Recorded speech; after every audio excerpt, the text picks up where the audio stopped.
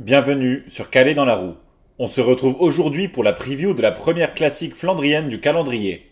Jusqu'à cette année, la course était nommée Omloop Het Nieuwsblad, mais le nom officiel a été raccourci en Omloop Nieuwsblad.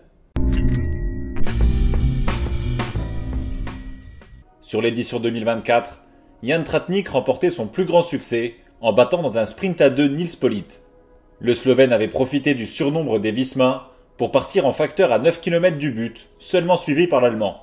Wout van Aert parachevait la domination de son équipe en gagnant le sprint du groupe des favoris pour la 3e place. Samedi, ce sera la 80e édition, et 3 coureurs belges partagent le record de 3 victoires. Le plus connu et le plus récent est Peter Van Petegem, vainqueur pour la dernière fois en 2002. Chaque année, le parcours est assez similaire, 100 km assez roulants, avant une deuxième moitié plus dure, avec 9 secteurs pavés et de nombreux monts flandriens.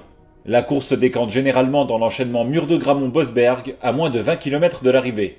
Les 12 derniers kilomètres en faux plat descendant peuvent aussi favoriser un regroupement général, ce qui fait que le parcours peut aussi bien convenir aux coureurs de classiques flandriennes qu'aux sprinteurs les plus résistants. Toutes les équipes du World Tour ont répondu à l'appel des organisateurs.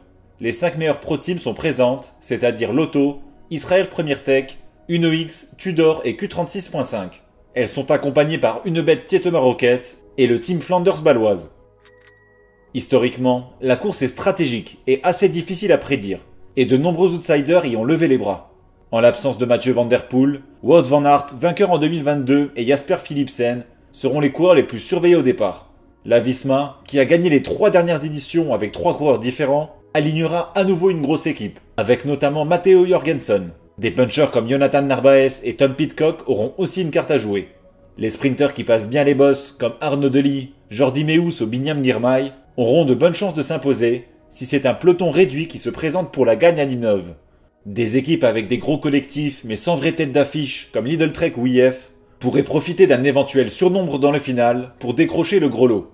Pour mes pronos, je vois bien la victoire se jouer à 2 entre Narvaez et Pidcock, avec une victoire du récent champion d'Équateur. Dans mon scénario, Meeus réglerait le sprint du peloton pour la 3e position. Comme hot take, je vois la Visma passer à côté et ne placer aucun coureur dans le top 5. En tout cas, le déroulé de la course est loin d'être écrit à l'avance et les 30 dernières minutes vont vraiment valoir le coup d'œil. J'attends vos pronostics en commentaire et on se retrouve lundi sur cette chaîne pour débriefer la course et le reste du programme de cette semaine. À bientôt.